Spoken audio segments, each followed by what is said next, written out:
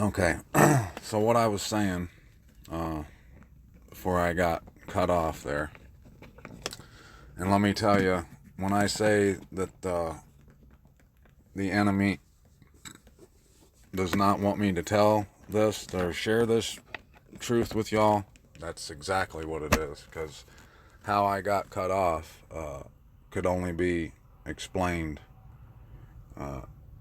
in the supernatural, on the side of supernatural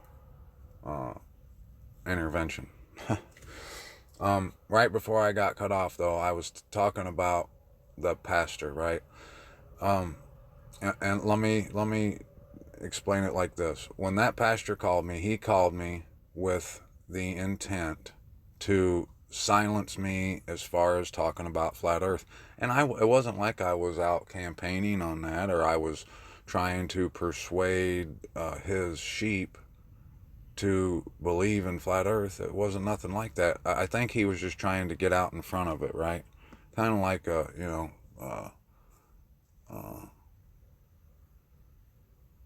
he was just trying to stop that leak. Why it was just me talking about it. You know what I mean? He didn't want me, and I wasn't even like really a big member of his congregation. Around that time, he had put me on the spot. Like the week before that, he had come up like right before he was getting ready to start his sermon and said, "Hey, uh, I'm gonna bring you up to the up to the podium, and I want you to I want you to say some stuff, and it'll be like me kicking you out of the nest so you get your wings. Because he was wanting me to like be a secondary pastor or something, I guess. I don't know, but I've been told that like probably 10 times all through my life. They don't say that anymore though, needless to say. But they, every once in a while, people would look at me and pastors. I'd be at a church somewhere, and a pastor would just lock eyes with me and just stare at me, and the whole time he was giving his sermon. And they would often say, I feel like you're going to be a great man of God someday, and I always thought they were crazy. I have always felt like I'm alone in this world, like it's the Matrix or something. And I wondered you know, I knew that I wasn't going to be a preacher when they would say that, but I thought myself that there was something to it that they saw, but they just were seeing it wrong. And every time I have gotten up to a podium at a church, I've just felt horrible, and it felt wrong. It just did not feel right. And I finally have been showed by the Most High why that's not right. It's just not. But he was right around that time. He was trying to, he wanted to bring me under his wing, I think is what it was. And, he's a real nice guy. All the people there are really nice. But there's things that make no sense. If you're a child of the Most High, and truth is what you teach or preach, and you don't put up with any deception, then there should have been some things that should have been handled in different ways, like that right there. Him calling me, trying to keep me from talking about flat Earth. He said it was a distraction, and that's when I gave that Obama analogy. I said, what if Obama would have came out in like 2010, and he come to the presser, and all the world watching him, and he said that come to find out we aren't spinning around, that we're under a dome, and that the sun moves around, it rotates around us, the whole world, everyone that didn't believe in God, that heard him especially on the left side, they would have had to instantly, right then, ask, who is God? Well, obviously we were placed here. If there's a firmament above us, then someone put that there and they put us here. Who was it? Instantly. So how could that be a distraction? It's the opposite of distraction. But and just I was excited to tell him about my dream. I just had it like a night or two before this conversation, and when I told him, he got disheartened and he didn't want to talk anymore. So that should tell you, anytime I brought up the star of Molech to these people, or the Ashkenazis, or Isis Ra'el, any of that stuff, they're not wanting to hear it, and that's a distraction to them. So the truth is a distraction, and exposing wickedness is a distraction. So you tell me. But anyways, the reason I said that was because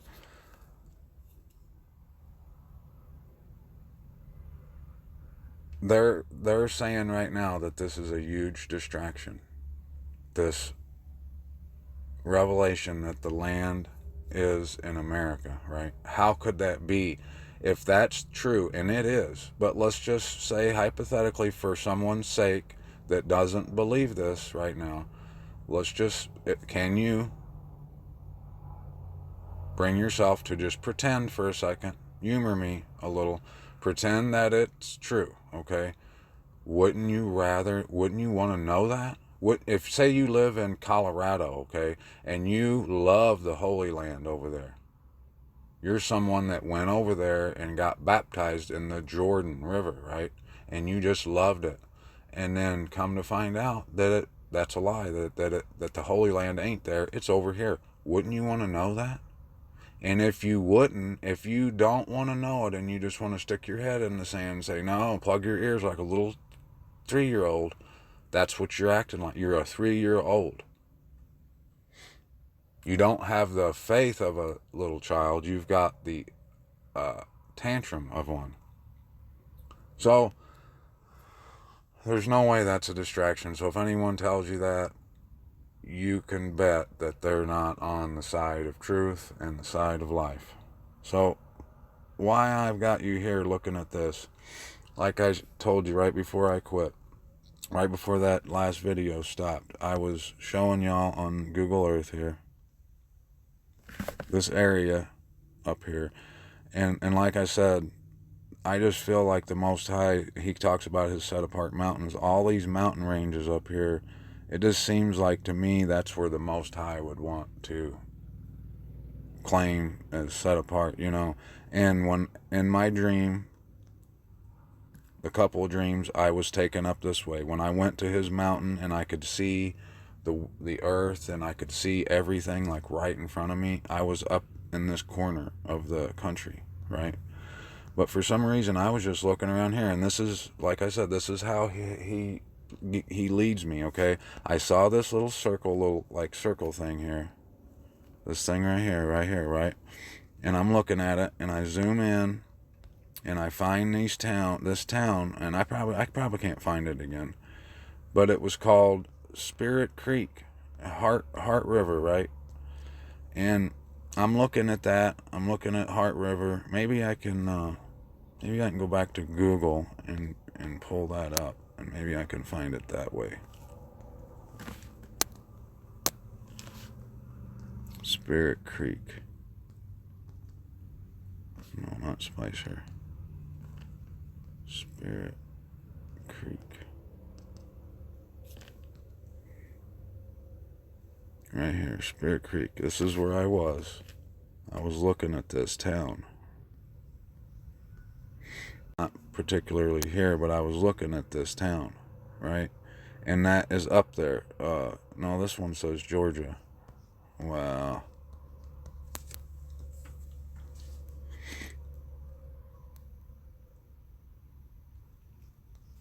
Yeah, for some reason, it's not bringing me to the place I was, where I was looking at this stuff. Maybe I can find it in my recent here.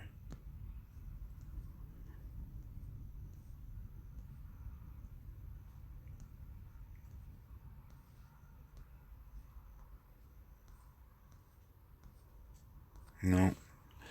So it was in DuckDuckGo is where I was, right here. Anyways, whether you want to believe me or not, it's not much to explain. But I was looking. I've seen this area called Peace River, Peace Valley, or whatever, and I was on there and I was just looking at that, clicking on different things, and I seen how they had these big grain bin elevator things up there where they growed a lot of grain up there, like wheat and stuff.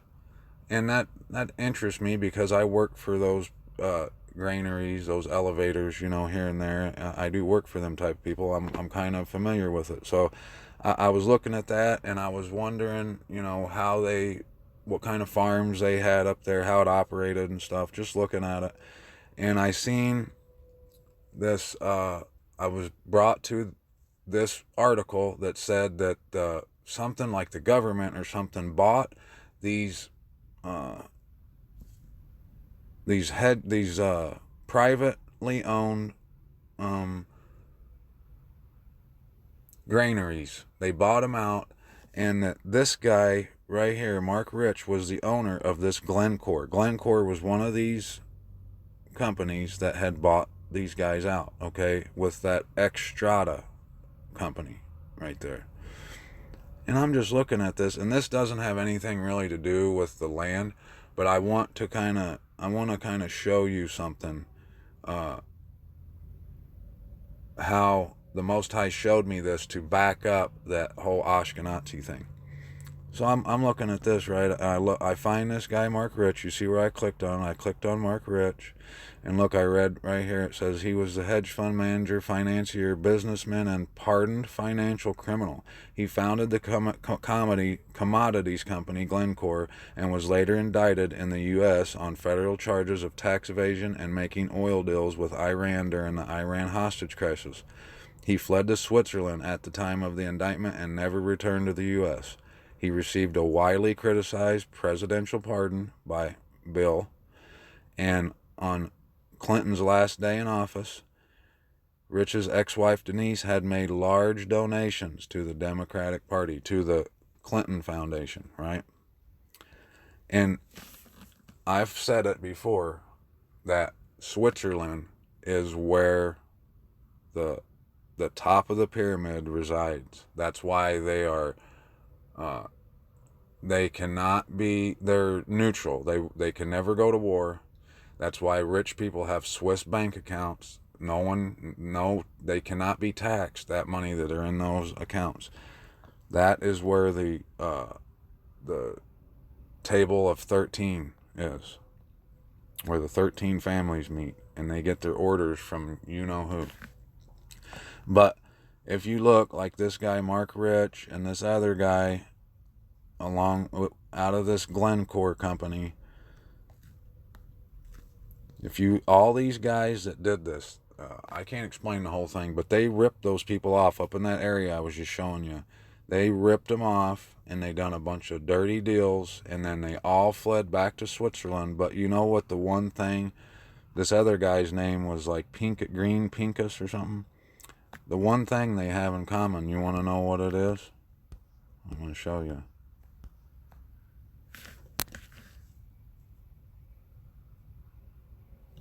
Rich was born in 1934 to a Jewish family in Antwerp. His parents emigrated with their son to the U.S. in 1941 via Vichy, France, to escape Nazis. His father opened a jewelry store in Kansas City. I'm going to come right back and I'm going to tell you the whole reason I've been talking about this guy, and it's huge. One sec. So, the one thing the Most High has showed me, that all of this, remember, I've always told you, they kill multiple birds with one stone. When they made the state in 1948 over there in Palestine, They brought the people that they wanted in, people who more than likely share DNA with reptiles. And we've been told that that's who they are. And is it so hard to believe? Is it? Are you someone that just can't believe it, but you'll believe in dinosaurs and pterodactyls? Yeah. These people were brought in, and they were said to have been persecuted and slaughtered. Come to find out that the truth will show you that they didn't get slaughtered, that it was more on the lines of true Yasharal, gypsies, people that read their scripture, that knowed scripture. And what happened was these people got to come over to the United States and were untouchable now, because they've went through all that, and now they come up with this term, anti-Semitism. You can't even bat your eye at these people, or you might be under investigation. Okay, that's why all of this happened. That's the whole point. They stole your land, your inherited land, from you. They're wiping their ass with it. They're laughing at you. They pointed over to this little bitty piece of land called Palestine, told you that's your inheritance, and you every time you look at it, you're like, well, how? It's not very big. How's that gonna be? It's because it don't work. It's not it. That's not the land. They want you to think that. The reason they made that the land is because it's close to that, where those pyramids are. It's close to the Saudi Arabia kingdom, where they can bring that oil out. They made deals upon deals. They made the deal with the Saudis to give them protection in order for them to only sell their oil for the US dollar. That's why the dollar has been king for so long.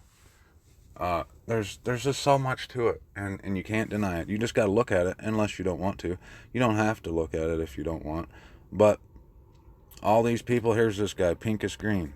Pinkus Green. He's the same way. They don't tell you too much about him, though. But look, Green was born to an Orthodox Jewish family. Came to Brooklyn.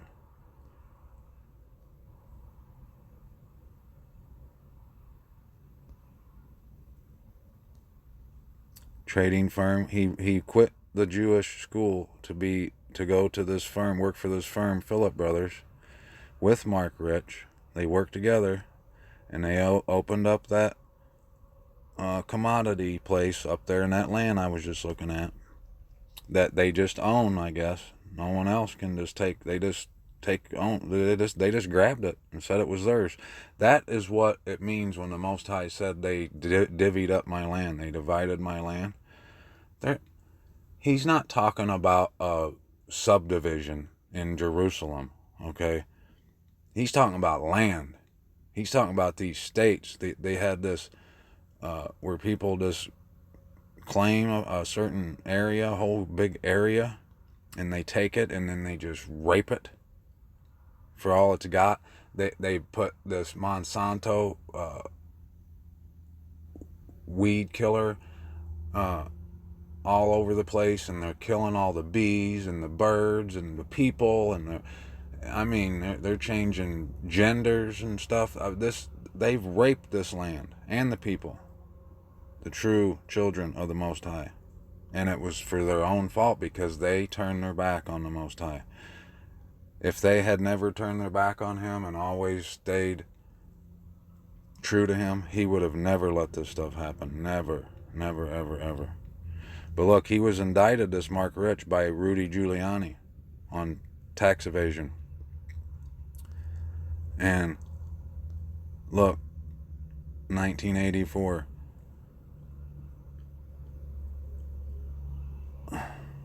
These people that own that company, those companies I'm talking about, I can't think of the name of the company. Glencore. Glencore is like in the top 500 companies in the world. That's how big they are. Okay? These people are huge. and they're all of that, they're all of this ethnicity. So they say, and they come out. That's why we've been given these other names. If they were, okay, is Chinese people, are they called something else? I'm not talking about Mandarin. I'm talking about if you went to China right now and you touched down in Beijing and you ask someone, are you Chinese? Is this China? Are they going to say, no, this is uh, Mongolia? No, you say China, but we say Mongolia. Is that it? Or let's say Russia. Do Russians, do they call their country Russia? Or do they say something else? And is Russia just how we translate it? Is that the case? It's not. It's only with these things that they want to jack us around with. If they were Yahudim from Utah, they would say Yehuda. They say Jewish because that's what they are. There's Yasharal and then there's Israel. They're Israel. We're Yasharal. There's Egypt. That's Egypt over there. But the Egypt in the Bible, it wasn't Egypt. It was Kemet or Mitzrayim. That's why they named it Egypt. Just to screw with us and to hide the truth. Okay? That's all this is about. Okay. So there's Peace River. Okay? And there is a reason why the Most High showed me all this stuff. Like I clicked on Peace River and I was looking at these different pics and these same pictures I looked at. Look at this one. A guy that's 12 foot tall. The 12-foot Davis statue. And what does that have to do with anything, right? So when I did that, I found the Wikipedia, wherever that is, for all this, for this area. I was curious, like, who lives here, right?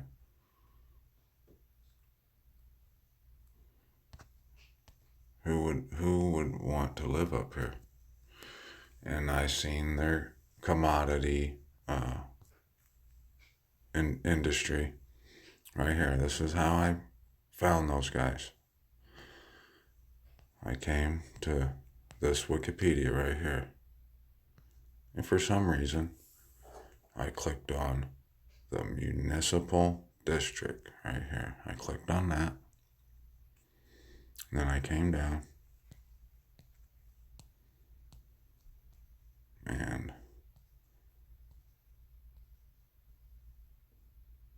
I want to say I hit references right here.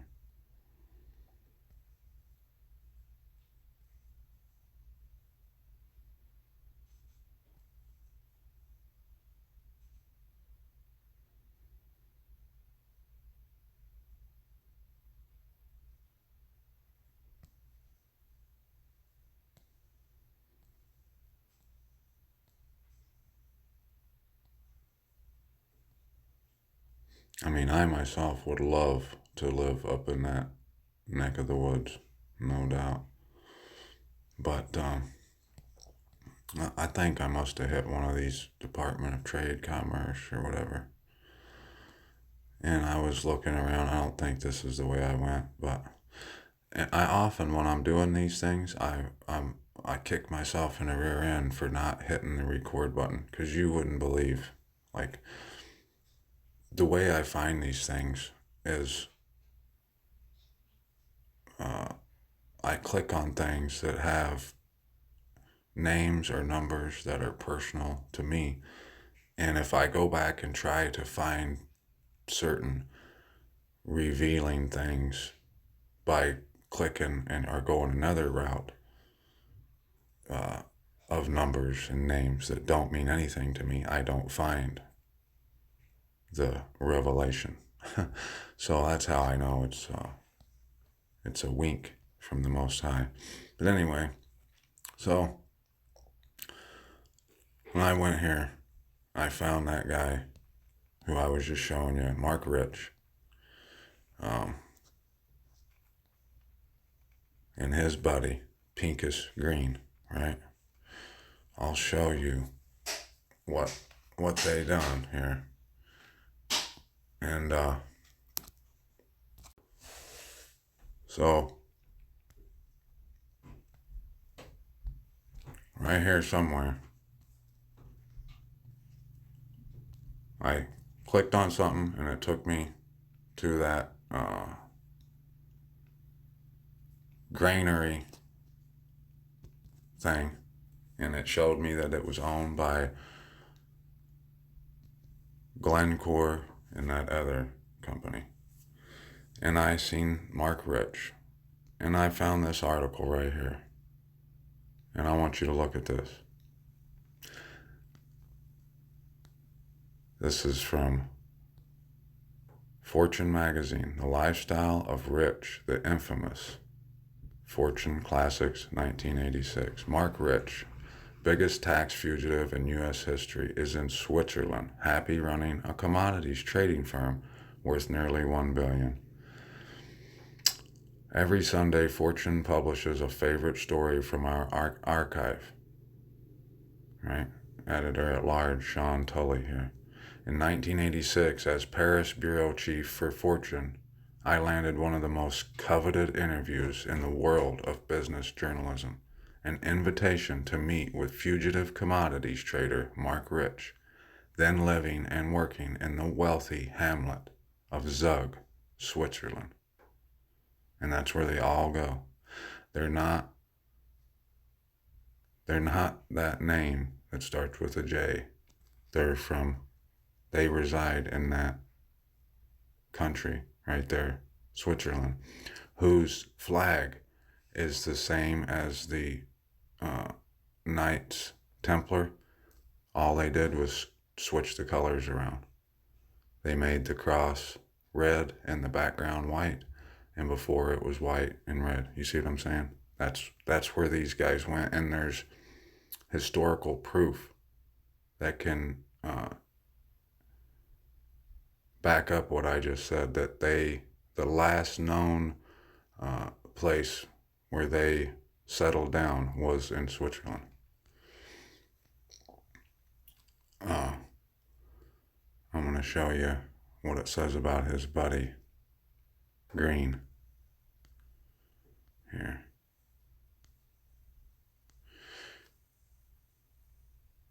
The reason he's there, like I said, the Swiss government refused to extradite him, and he can also travel to his villa, his seaside villa in Marbella, Spain. See? These guys got it going on, don't they? And this guy that done this interview, he says, I even met his reclusive partner, Pinkus Green, who drove a mud-spattered Buick around Zurich. And when asked his view on women's liberation, quipped, never heard of it. Rich and Green eventually received a controversial pardon from Bill Clinton. Rich sold his company to his employees, who renamed it Glencore earlier this week. But look down here. This is not the only article about these guys that look this way too. There's the rest of the article. And you can't go try to type that article in the Google search bar or wherever, and that's all you're going to get of it. You cannot see the rest of this article. And every one of them are, in fact, the same. They're the same. They're all Jewish families. And you can find out that I think 140 of the Fortune 500 companies are Jewish owned, seemingly, but I'm going to say the majority of them all are. But they're Jewish, but they're not Yasharal. There's a big difference. All right. Now, this is why all that I showed you, and there's more to it, trust me. This is why this is important and that we understand who the enemy is. We have been told to recognize the devices of the enemy. Okay, we're not supposed to be blind. We've been told that the enemy is like a lion, right? Seeking who he may devour. Okay, if we're blind, we're going to get devoured.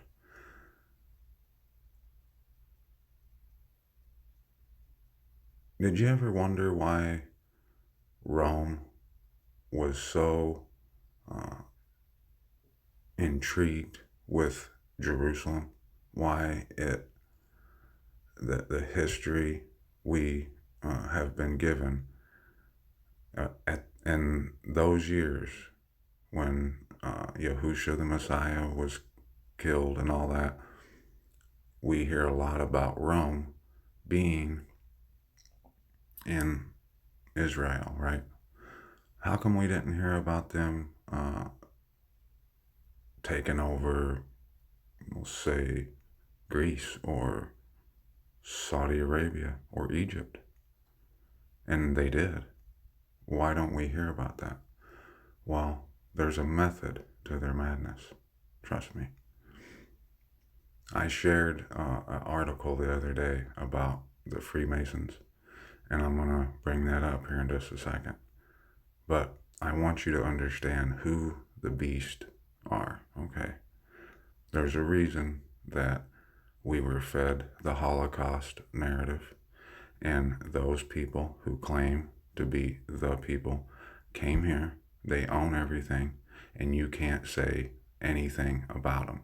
But they can call the true children of the Most High savages and animals, and they can just slaughter them whenever they want.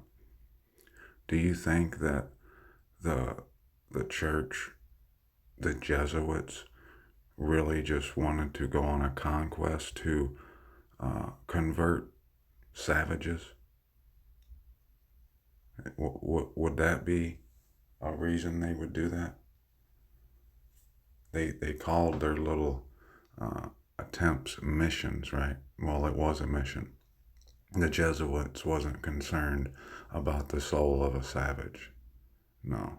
But there are people, children, who they would be concerned with, right?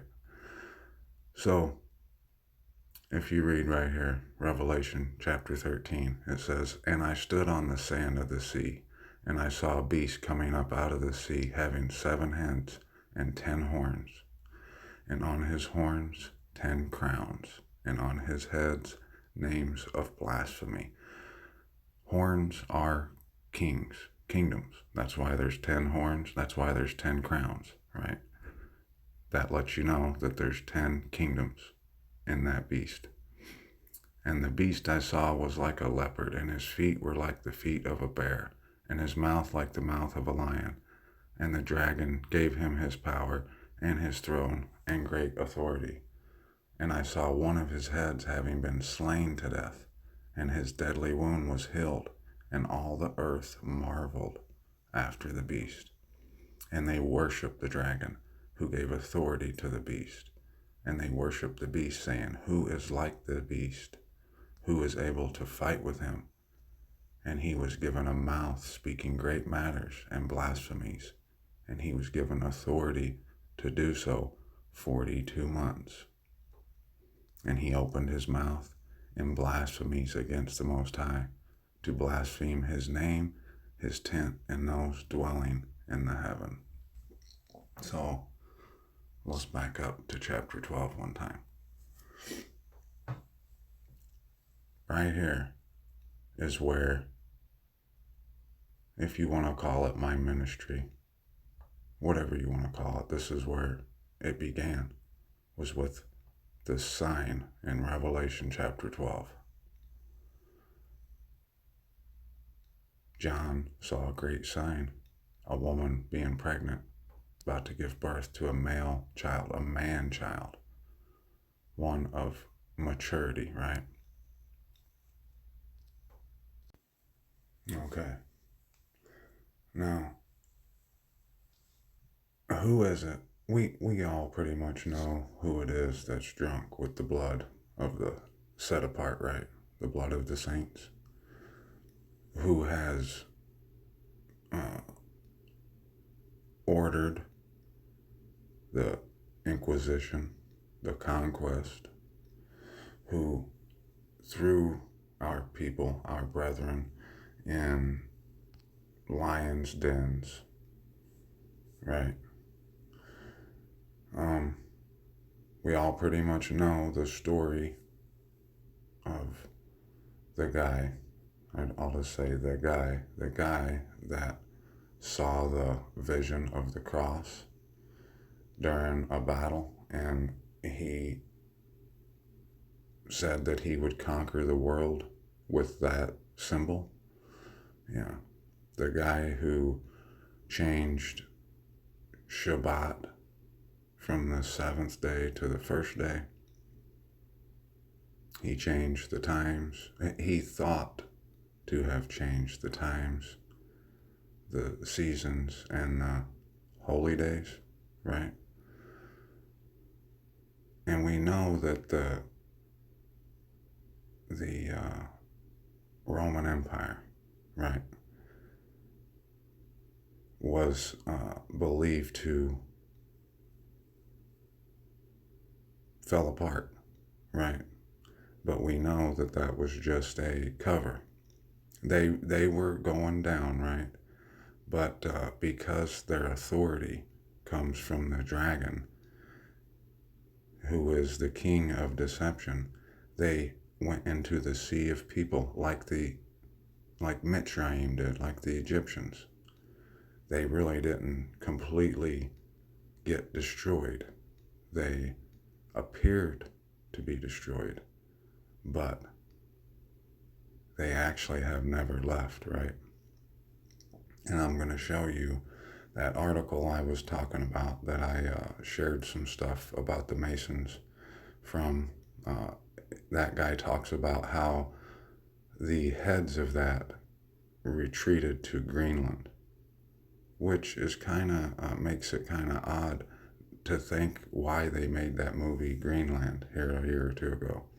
But look, this is where when the Most High started to show me truths that were huge that I had to share, was right here on September 23rd, 2017, when this sign was supposed to be in the sky. I don't know if it was there, because I never seen it. I didn't have a telescope, and I wouldn't have known where to look anyways. But that night, he showed me that the woman clothed in the sun was the church, was Christianity, right? So, right here, it says, and a great sign was seen in the heaven, a woman clothed with the sun, with the moon under her feet, and on her head a crown of 12 stars. And being pregnant, she cried out in labor and in pain to give birth. And another sign was seen in the heaven, and see a great fiery red dragon, having 7 heads and 10 horns and 7 crowns on his heads. And his tail drawed a third of the stars of heaven, and threw them to the earth. And the dragon stood before the woman who was about to give birth, to devour her child as soon as it was born. And she bore a male child, who was to shepherd all nations with a rod of iron. And her child was caught away to the Most High and to his throne. And the woman fled into the wilderness, where she has a place prepared by the Most High, to be nourished there 1,260 days, 3.5 years. And there came to be fighting in the heaven. Michael and his messengers fought against the dragon, and the dragon and his messengers fought. But they were not strong enough, nor was a place found for them in heaven any longer. And that great dragon was thrown out, the serpent of old, called the devil and Satan. There, right there, that lets us know that it's the same, that the devil and Satan are the same. Lucifer, no, that's a different story, who leads all the world astray. He was thrown to the earth, and his messengers were thrown out with him. And I heard a loud voice saying in heaven, now have come the deliverance and the power and the reign of our Most High and the authority of his Messiah. For the accuser of our brothers, who accused them before the Most High day and night, has been thrown down. Now, this is where you need to understand. This is pretty much the point of what I'm trying to make. And they overcame him because how? Because of the blood of the Lamb and because of the word of their witness. And they did not love their lives to the death. Okay? They overcame the dragon because of what the Lamb done. Okay?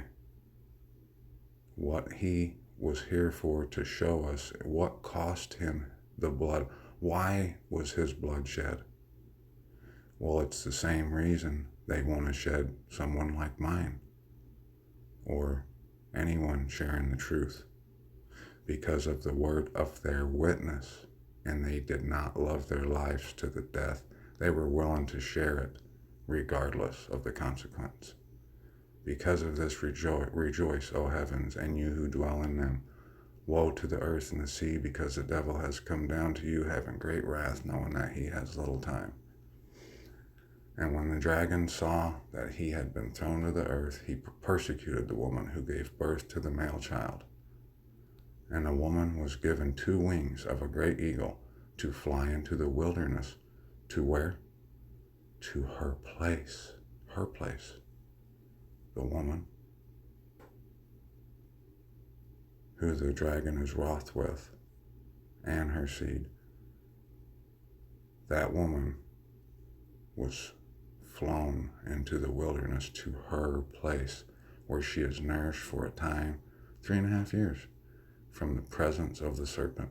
And out of his mouth the serpent spewed water like a river after the woman, to cause her to be swept away by the river. And the earth helped the woman, and the earth opened its mouth and swallowed up the river, which the dragon had spewed out of his mouth. The dragon was enraged with the woman, and he went to fight with the remnant of her seed.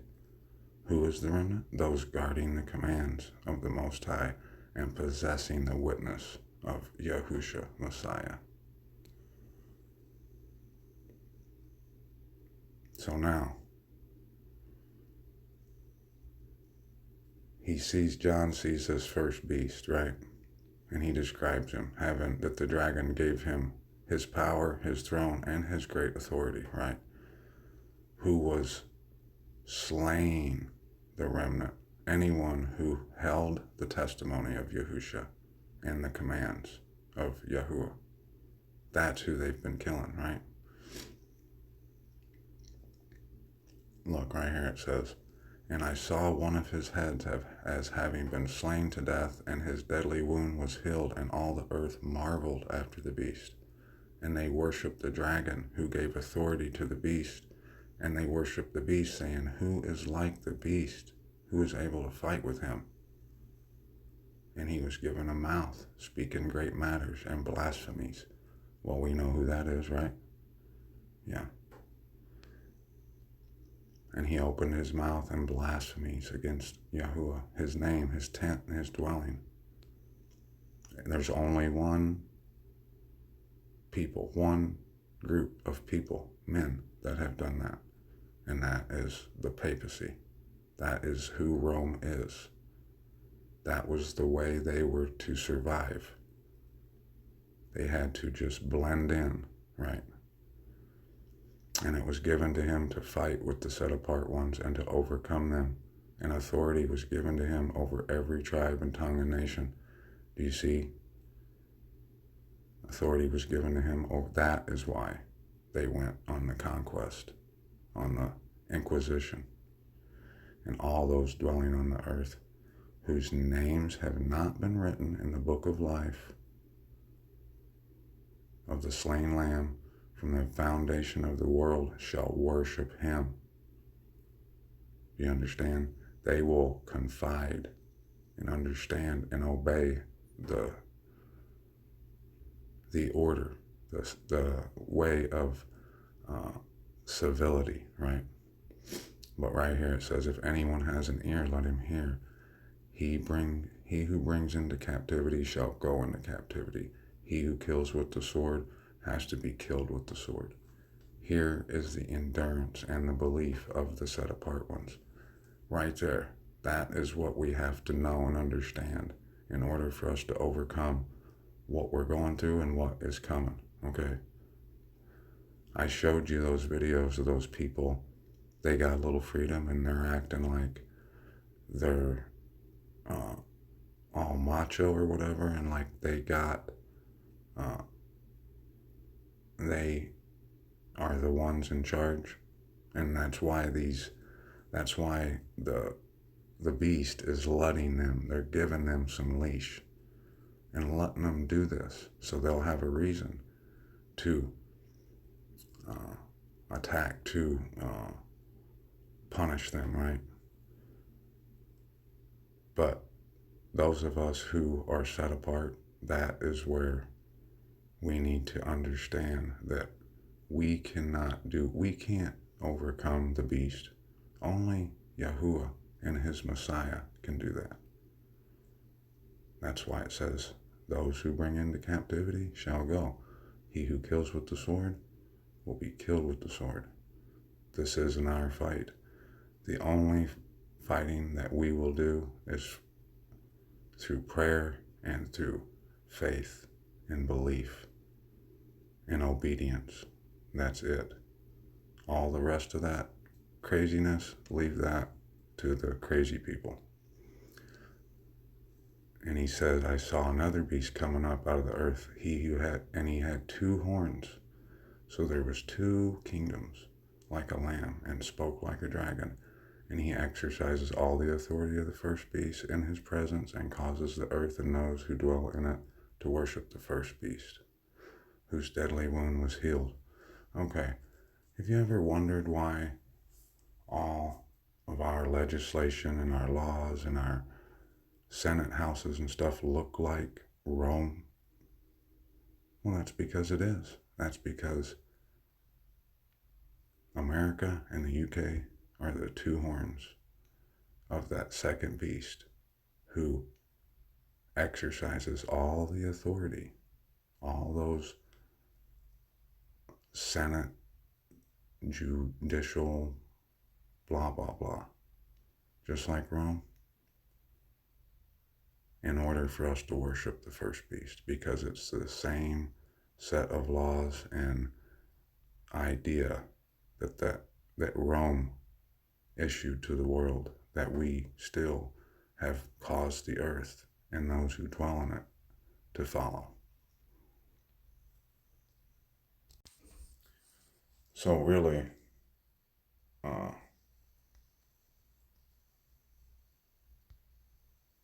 it says he does great signs, so that he even makes fire come down from heaven on the earth before men. In the KJV it says, in the sight of men. He leads astray those dwelling on the earth because of those signs which he was given to do before the beast. And right here, saying to those dwelling on the earth to make an image to the beast who was wounded. So the way that they brought fire and done these miracles was through the television. And that's how they caused the earth to worship, to obey the order that Rome had established, which is democracy, which is like things like the Constitution and all that kind of stuff, which sounds good and it should be for everyone's benefit, but in the end you find out that it was used to trick you, really. And that's why it says he causes all, both small and great, rich and poor, free and slave, to be given a mark. Those who worshipped the image of the beast, who listened to what it said, right? So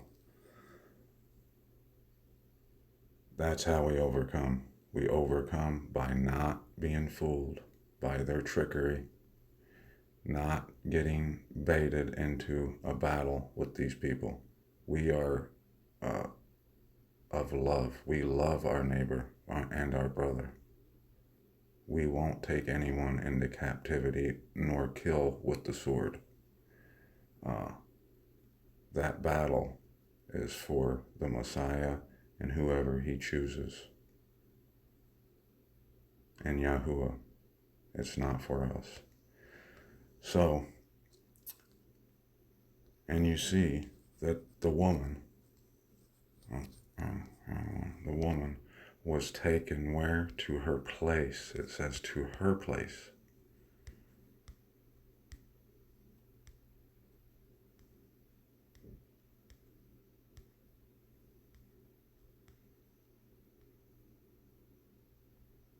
Right there. Right here. To fly into the wilderness to her place. Where do you think that is? That's right here. The wilderness has always represented America. So, now that you understand that the beast, first and second, is what was Rome and what still is Rome. That's why it considered it the beast who was and yet is and still lives. It's but will not. That's Rome, that the Pope. And they are the ones who set in motion these missions, the Jesuit missions, the Inquisition, all these things. So, do yourself a favor and look at the land that is western side of the U.S. if you want to see your inheritance, because it ain't across the pond where the beast has told you. Peace out, D's